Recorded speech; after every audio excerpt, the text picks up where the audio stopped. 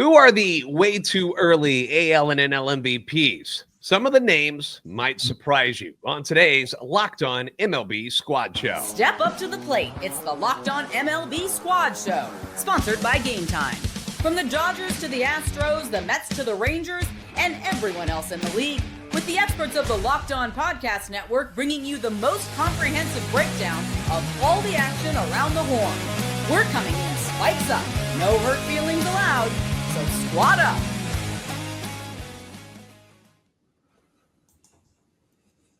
Welcome into the show that covers the big news of the week with the experts from the Locked On MLB channel. I am your host, JD Haffron from Locked On Cardinals. Multiple hosts from our Locked On MLB network are here to give you daily analysis of your favorite team from your favorite sport. Let's roll through the names, boys and girls. We got Jeff from Locked On Reds. We got Jeremiah from Locked On Marlins. H-Down from the Astros. Booney from the A's. Stace from the Yankees. Chuck coming in from Milwaukee and the Brewers.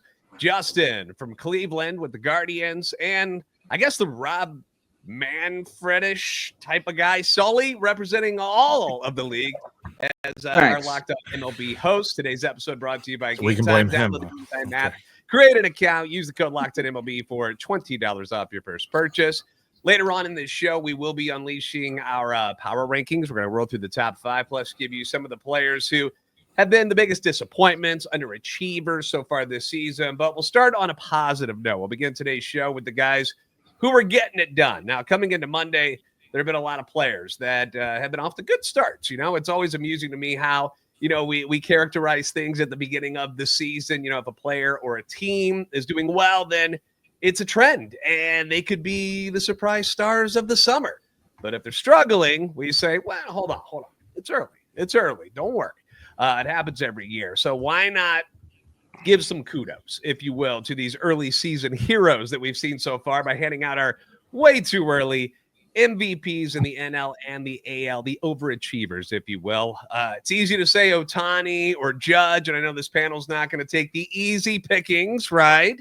Because we've got some teams that many didn't think would be where they are right now, like the Giants and the Angels leading their respective divisions. The Marlins are over 500. The Blue Jays, 9-8. So maybe some guys on these teams will get some votes. But what do we think? Way too early MVPs. Who we got so far? Who wants to lead things off here tonight? Well, I'd like to start off with George Springer out of Toronto. George Springer, you know, he is former Houston Astro, and we still love George Springer to this day. And he's really had a rough couple years, hitting 375 right now, hitting over Judge, hitting over Tatis. I mean, all these other guys, Willer Abreu.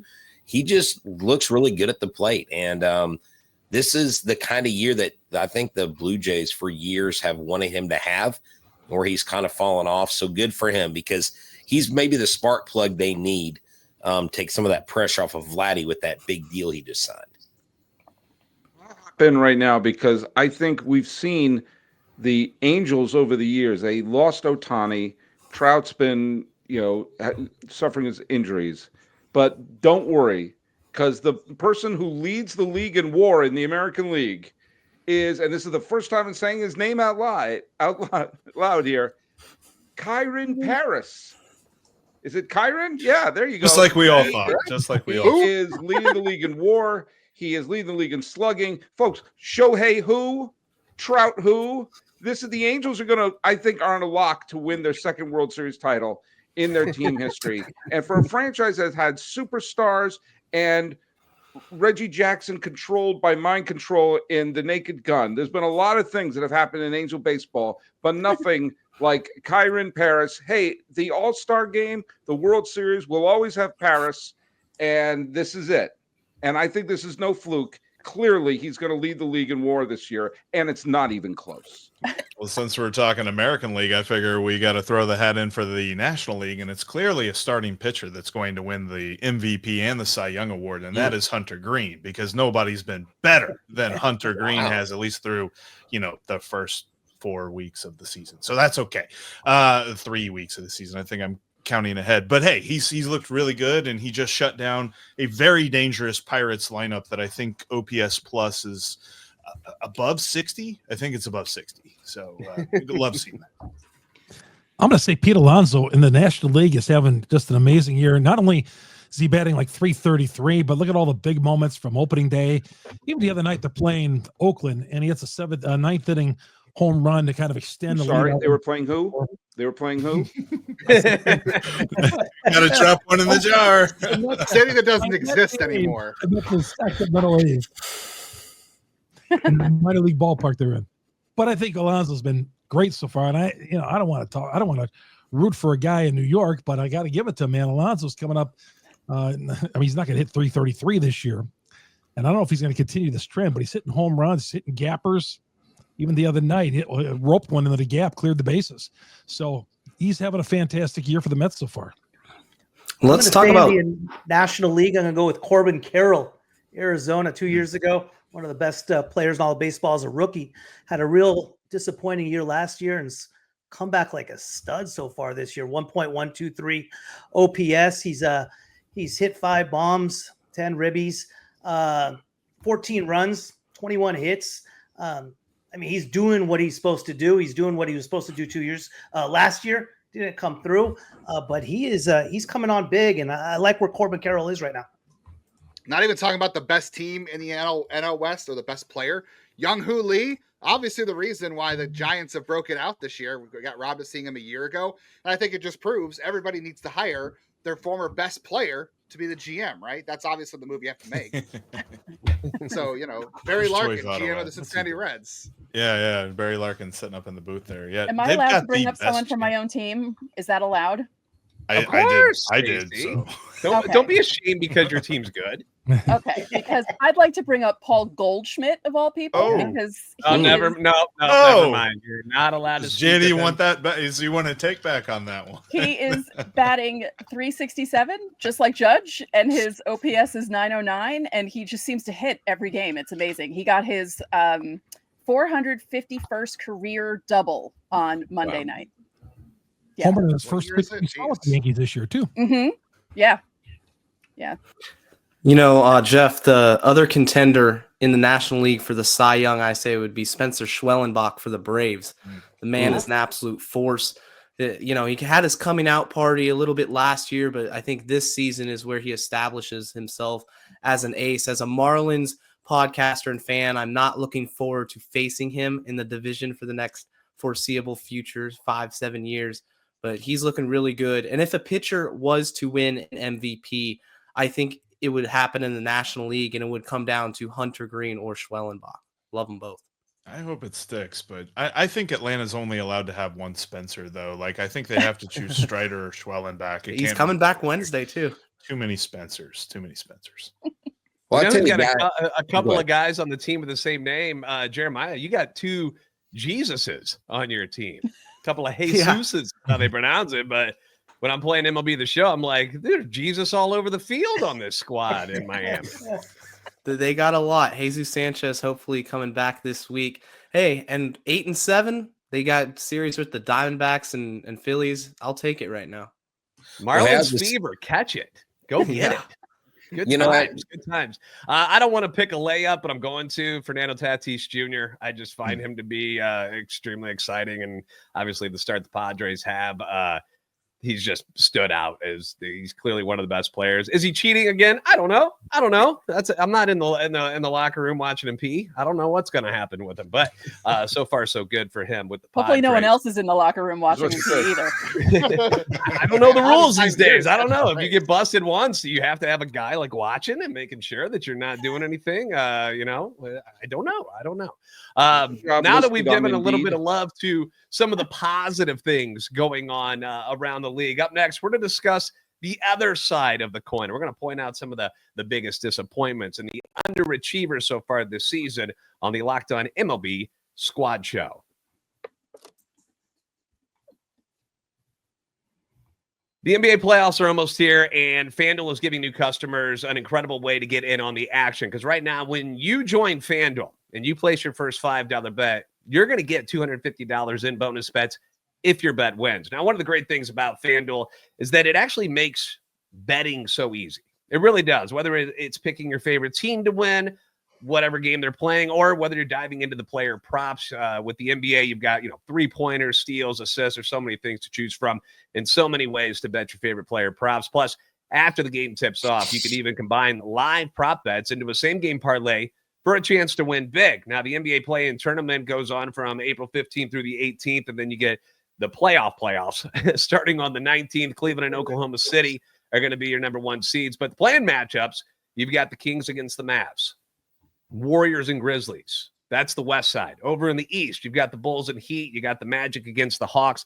A lot of great NBA action is set to be played, so don't miss out.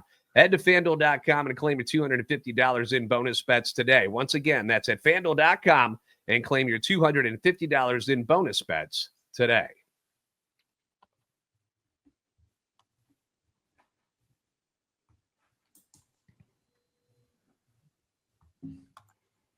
So we've patted the guys on the back who have done well so far this season. Now we gotta be the bad people. We gotta call out some of the guys who aren't exactly living up to expectations so far this season. And you can either go position player, you can go pitcher, you can pick two of each if you want to. I'm gonna start things off. We brought up the Spencers over in Atlanta, and the guy that is not having such a great start has been Chris Sale. You've got the NL Cy Young Award winner at 0-2 with the 6.63 ERA. Been a rough start for him, and of course for the Atlanta Braves altogether so far this season. Your guys' thoughts on the slow start for Chris Sale? Is this something he's going to come out of at some point, or are you guys genuinely concerned with what you've seen from him so far? He'll cut his way out of it.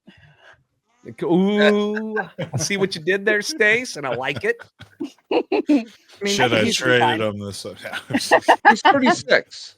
And when the Red Sox traded him away a few years ago for a VHS copy of Weekend at Bernie's and a flat Sprite, I actually praised him because I thought Sale was done. And then he won a Cy Young Award to everyone's amazement. And now he's pitching like you would expect a 36-year-old with a lot of injury issues to have pitched. And so the answer to this is no. Yeah, I think that this maybe last year was a fluke. Like the last blip on an EKG machine. Yeah, and of a wonderful career. The guy's had the guy's pitched for 15 years, had 3 or 4 years where he could have won the Cy Young Award. Pitched the last out of the World Series a few years ago. Granted, there were some shenanigans with that Red Sox team, but he did get the final out. And it's a wonderful career, but who went to PrizePicks and had him winning the Cy Young Award last year? Nobody. And so I think last year may have been a fluke, and a last gasp of a tremendous career. I just turned 36, Sully. Am I cooked? Am I done too? Behind you.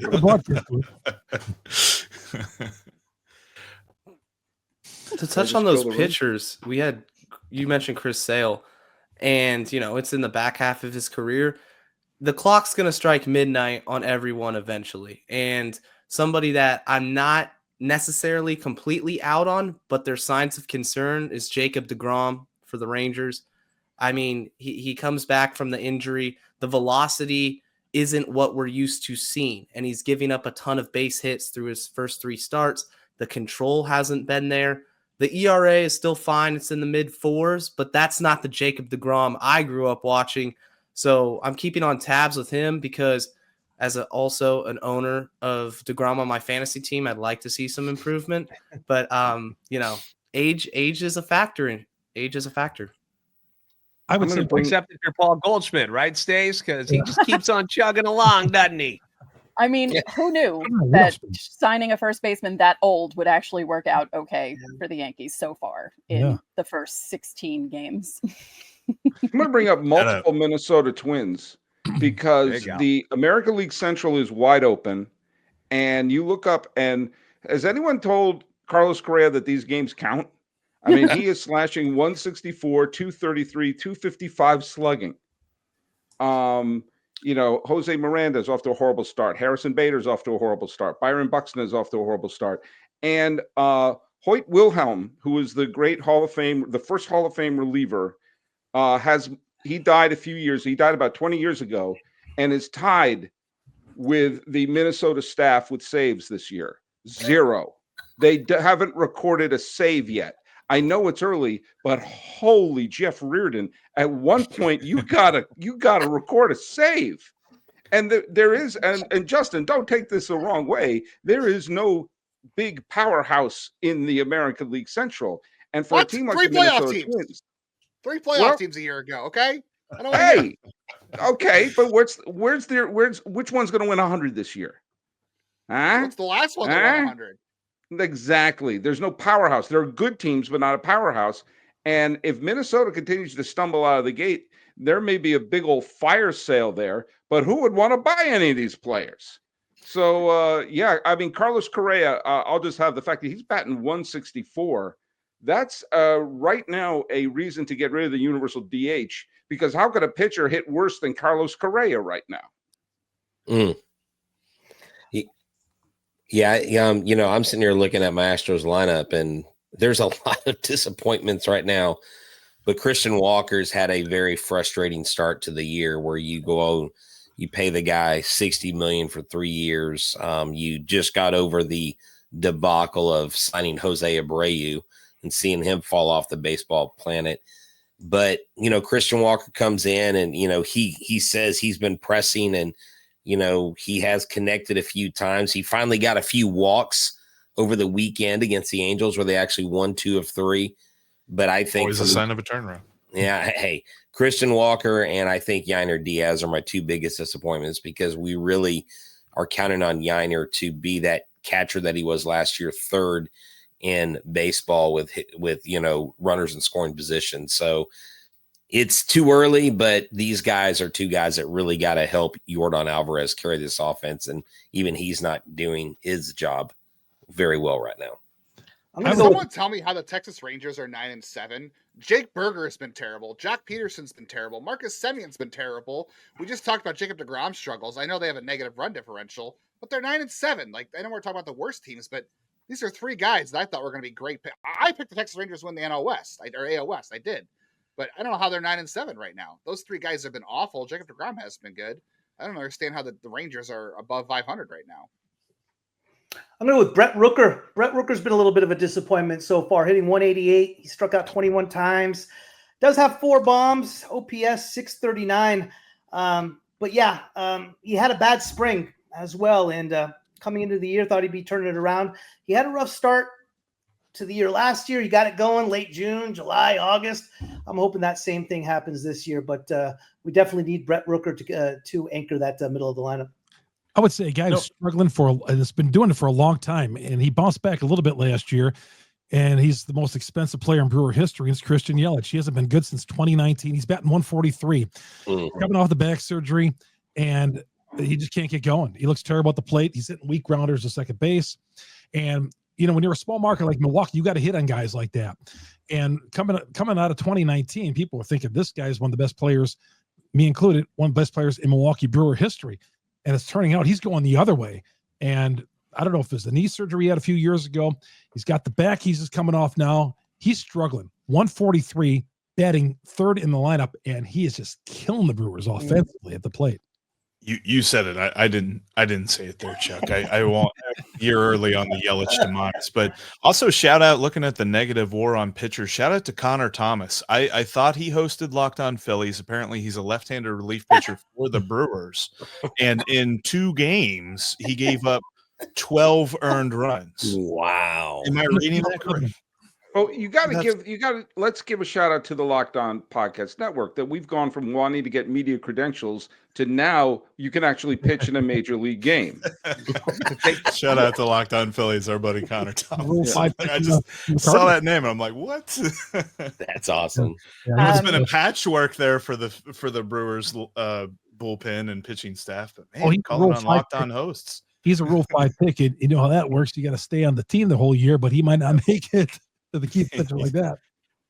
My disappointing player from my team is Cody Bellinger. He's batting 196 right now. His OPS plus is 60. And compare that to Aaron Judge, who's currently 254, which is insane. And of course, that'll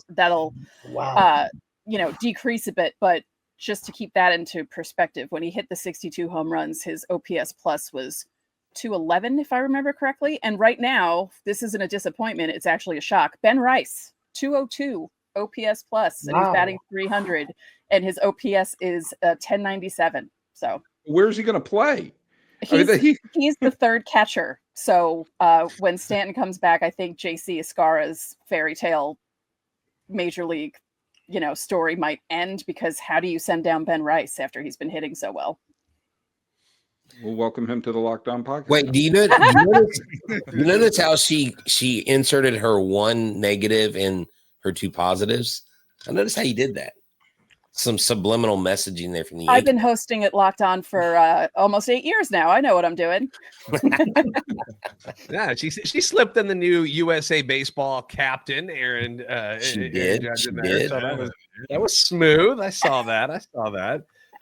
Any other disappointments that are standing out to you guys? What about Ohtani? He has 5 home runs, sure, but he only has 4 RBIs and 5 home runs. It's something weird. Like, his numbers are, they're like pedestrian for Shohei Ohtani. They're not like Shohei Ohtani. They should get rid of them. Yes, they should. Well, yes. Give them to the Marlins. We'll take them. Yeah. I think so far one of our biggest disappointments in Houston is the fact that it's no longer Minute Maid Park. It's Daikin Park.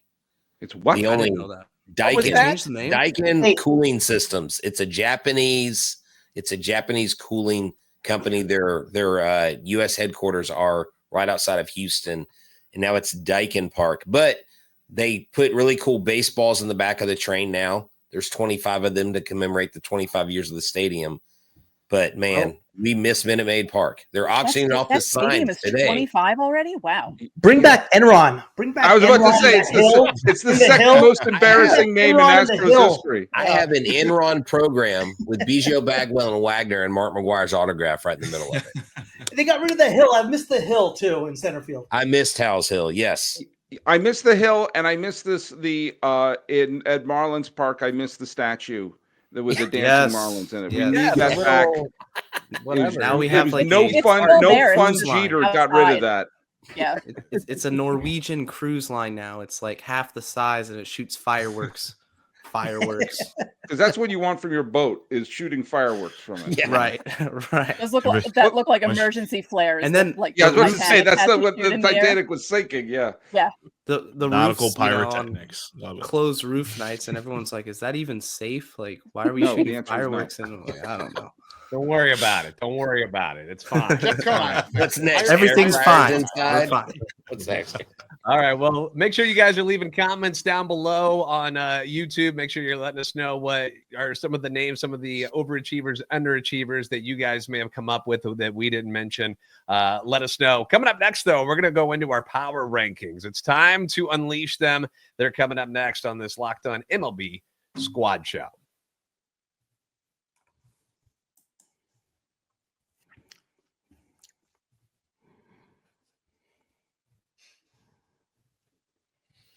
Basketball and hockey playoffs are heating up, and there's no better way to turn your sports knowledge into real rewards than with PrizePicks, the easiest and most exciting way to play Dallas Daily Fantasy. Now, with PrizePicks, you simply pick more or less on at least 2 player projections, and you're in, just like that. You can even combine players across sports, basketball, hockey, baseball, and more for your chance to win up to 2,000 times your cash. For example, in basketball, with these playing games that are going on, Steph Curry, Golden State Warriors, going for more than 20 points. You could pick that, plus have, say, Trae Young from the Atlanta Hawks dishing out 8 or more assists. Over in hockey, you got Connor McDavid, or McJesus, as some call him, to have more than 1 goal. And then go over to Austin Matthews with the Toronto Maple Leafs, with more than 5 shots on goal in a game. And it's really not that complicated, to be honest with you. In fact, it's very easy to set up your lineup, and you can literally do it in under 60 seconds. Download the app today. Use code LOCKEDONMLB to get $50 instantly after you play your first $5 lineup. That's code LOCKEDONMLB to get $50 instantly after you play your first $5 lineup. PrizePicks, run your game.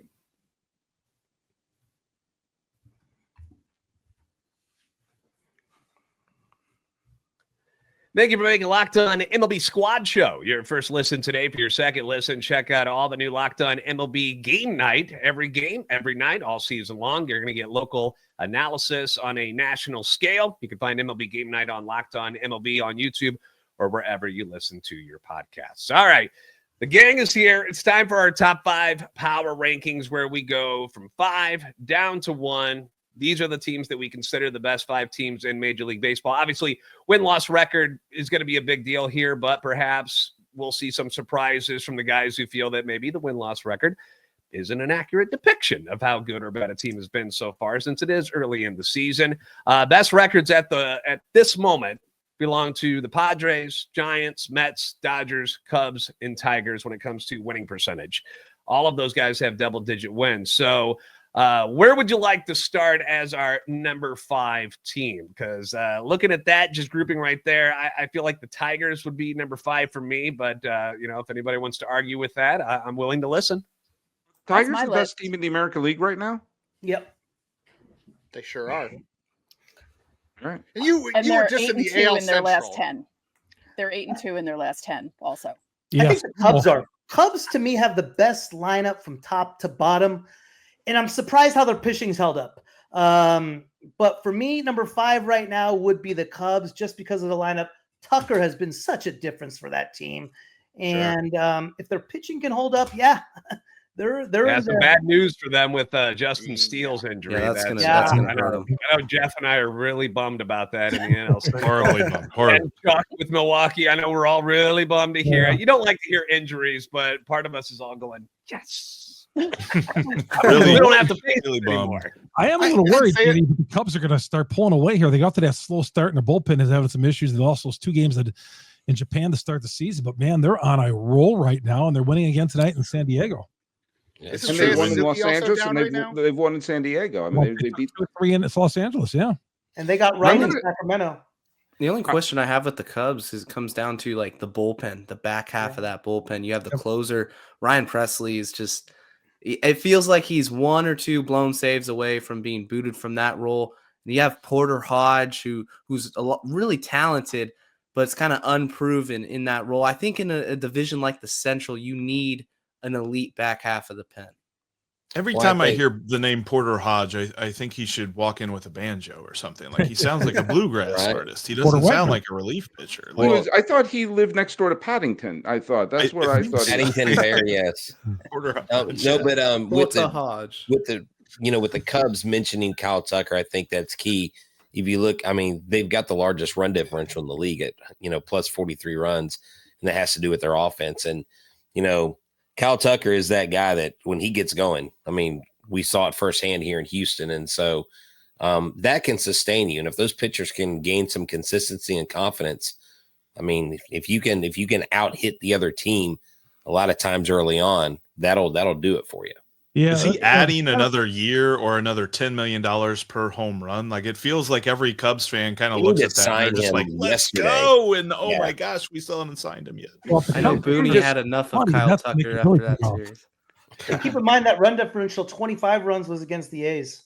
Yeah. Wow. Half of that was Tucker alone. Okay. Booney coming in with the honesty. Hold on a second. Smackdown coming in. Thank you, Sacramento. 16-0. It's baseball. Catch it. ATHs, thank you. So I'll say, I'm gonna throw something out, and not just kissing up to Jeff here, but the Reds went on that stretch where they're losing a bunch of 1-0 games and 3-2 games, and they're starting to right the ship, and the pitching is still pretty good. And I don't think there's a powerhouse in either Central Division. The Cubs showing up notwithstanding, and I like the Reds pitching, and I don't think Terry Francona came back from the beach to do a reclamation project or to do a rebuilding project is what I meant to say. It would not surprise me. They have 2 or 3 pitchers in that rotation that, I mean, Hunter Green right now is off to great. Lodolo's off to a great start. And if their hitting can match the pitching, I think they're going to win a bunch of games, especially when they start playing more games like Pittsburgh and shortly after St. Louis has their fire sale. I think that I'm not ready for the top 5 yet. I don't think they're quite there just because the top 5 they're number 1. No, and I get it. Like they're the only team to have beaten the Giants up until the Yankees got that 1 win against them. But I'm not putting them there in the top 5 just yet. I'm feeling like top 10 is a good argument. Top 5 might be kind of tough. But speaking of the Giants, where do we rate them? Because they weren't supposed to be very good this year, and They kind of are, or are they? The NL West is Right now they are. Right now, These so top they six are. teams that we mentioned with the double-digit wins. I still have the Giants outside of the top 5 of those 6 teams, just because I'm not ready to buy in just yet. Like, congratulations, but I need to see more out of it. I'm not all that excited about their lineup, but I've never really been that excited about a Giants team, and they go off and win 3 world championships. So it's hard to argue with how they run the ship there. And with Posey taking over things, like, they're off to a good start. I'm happy for them, but I'm not quite there yet. We were talking about the hot start from Young-Ho Lee. I mean, he's leading the NL in doubles, OPS. His OPS plus is over 200 right now. And then I look at the rotation. I see Logan Webb. Logan Webb's an ace on a lot of other staffs. I like the Giants. I'm willing to put them as high as 2. I believe in them as a team. I think they're here to stay. I think Padres 1, Giants 2. Man, throw the whole NL West in there in the top 5. Sorry, Paul. Rockies. Yeah, the whole NL West in the top 5. Not you guys. Colorado.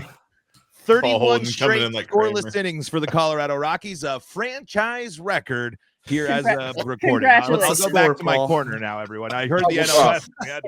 Shohei. Almost hit a second. Like some awful genie magic. Paul appears to talk. Okay, I'm sorry, everyone.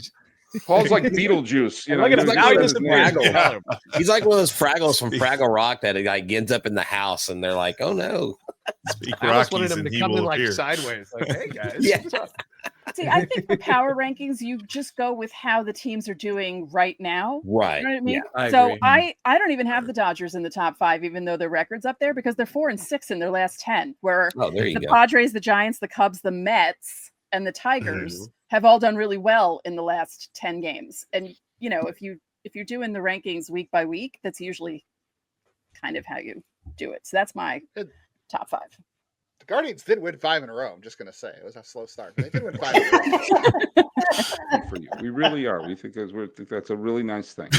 All I've learned today in this show is that Sully hates the Midwest. That's all my takeaway. No, I'm being honest.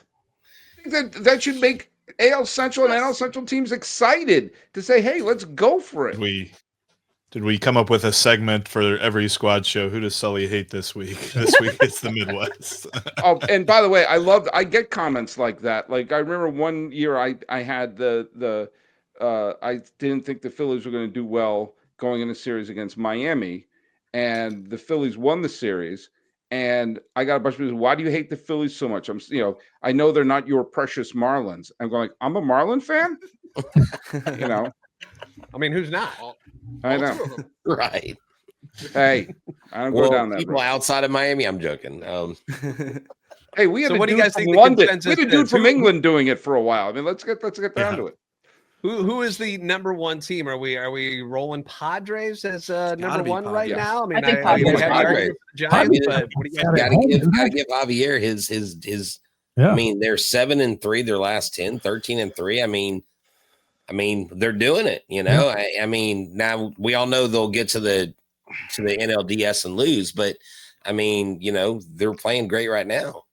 They're Their fun. pitching's good. Machado even To helped watch. first base the other day. I mean, so they got to be trying at least in San Diego this year. Well, let's take things in perspective with the Padres. 5-1 the last 6 games, 3 against the A's, 3 against the Rockies as well. So Self-loathing is coming in big time That's from the Booney. thing, though. When you're a Booney good brings team, everybody right back down to earth. I love man. it. He's Booney's just they take care of around. business. No, I get it, Stacey. You're right. They take but care when of they're a good business. team, they beat everyone, right? Yeah. So if they're 13-3, even with all those games against, like, that's the sign of a good team. You have to beat everyone. You can't be one of those Teams good are not teams playing who on can't paper. beat a bad team. And they won all their home games, haven't they? They lost played. home- No, they played at home and against the A's. Have they lost a home game yet? Then I don't believe they have. I think they were 10-0. In Sacramento. In Sacramento, they lost 1 game. I see. No. I see. The Padres lost a home game this year.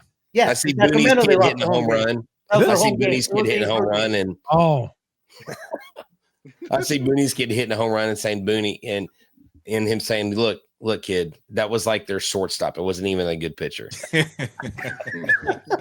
Miguel Rojas threw that pitch. Yeah. That was not.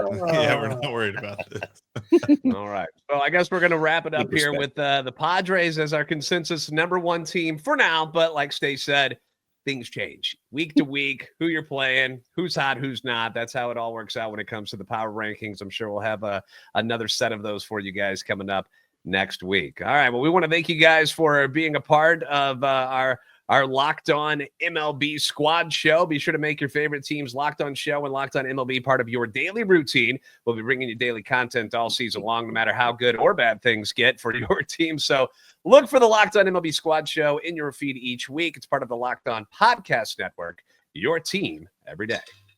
Go Stros. Go Expos. Thoughts and prayers to anybody